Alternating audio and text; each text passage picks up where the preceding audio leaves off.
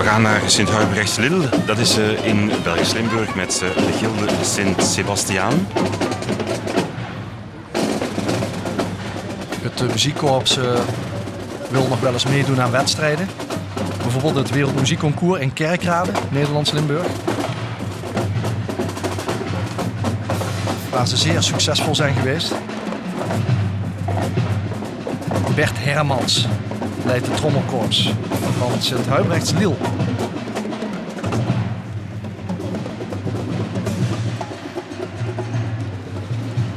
En dit is zo'n schiethark die we er tussendoor zien, waarop geschoten wordt. Natuurlijk niet op deze, want die staan allemaal klaar op de schutterswei. Maar je ziet bij Belgische schutterijen dat die, zeker uit de buurt van Colille, dat de hark wordt meegenomen in de optocht.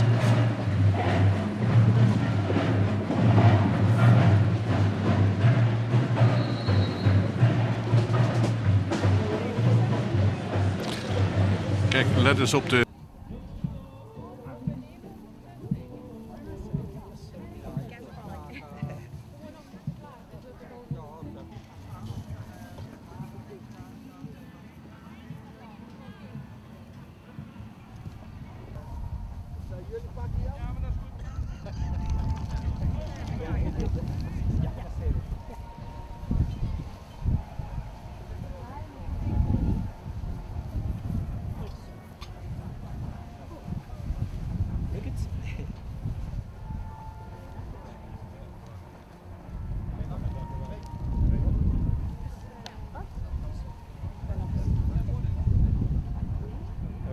Lachen, sowieso lachen. Hè?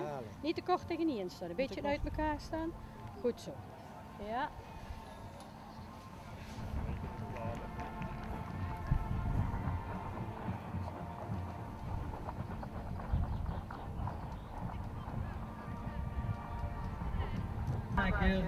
Uit Meersen, direct melden bij het secretariaat van de federatie achter de skibogen. Ruimmakers uit Meersen, direct melden bij het secretariaat achter de skibogen van de federatie.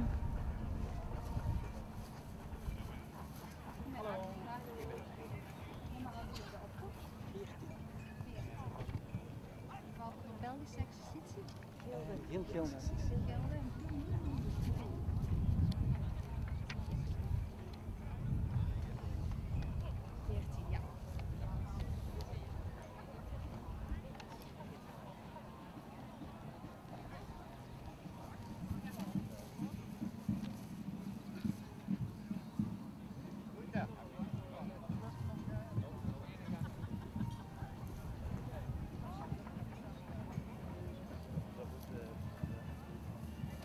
Zouden wij de handschoenen zo mee?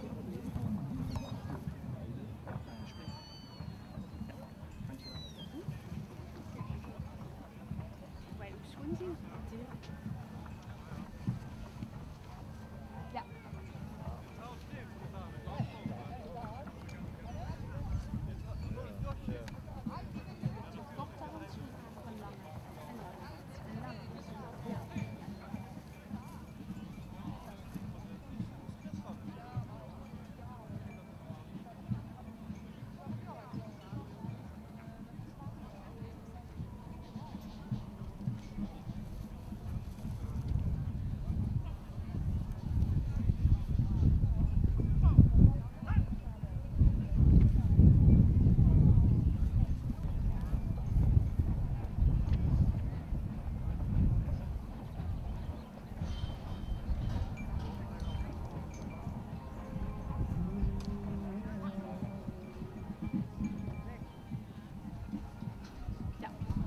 Dankjewel, een fijne dag verder.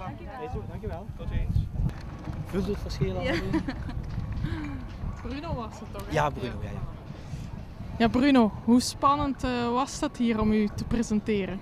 Ja, het was eigenlijk heel spannend. Het was de eerste maal dat we ons hebben mogen presenteren op zo'n groot feest, waar toch nogal een groot aantal toeschouwers en schutters aanwezig zijn. En het is natuurlijk voor een schutterij en voor uzelf dat je een ganse schutterij mocht presenteren. Dat geeft toch wel een zeer goed gevoel, ja. Hoe wordt eigenlijk iemand koning bij de schutterij? De koning wordt diegene die op de koningsschieting de vogel naar beneden schiet. Oftewel, die op de dag van de koningsschieting de beste schutter is. Dus dat wil zeggen, stopjes schieten met de zware buks zonder te missen. Die het langste schiet, wordt de nieuwe koning. Je hebt ook heel wat zilverwerk aan, dat hoort er ook bij.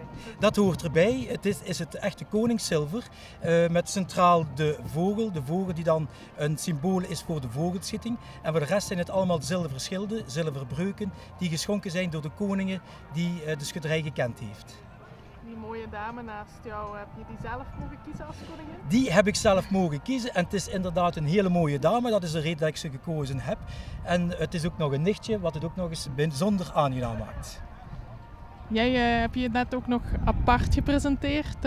Hoe voelt dat op dat moment als de jury zo zit te keuren? Ja, dat is toch wel in het begin even wennen.